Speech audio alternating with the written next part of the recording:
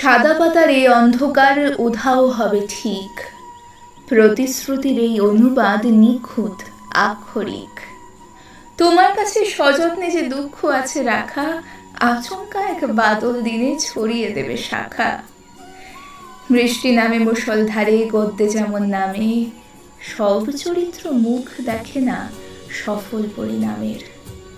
আরোগ্যহীন এই অভিশাপ লিখতে তবু হয়, সবার জন্য রূপকথা আর নিজের জন্য ভয়। साजना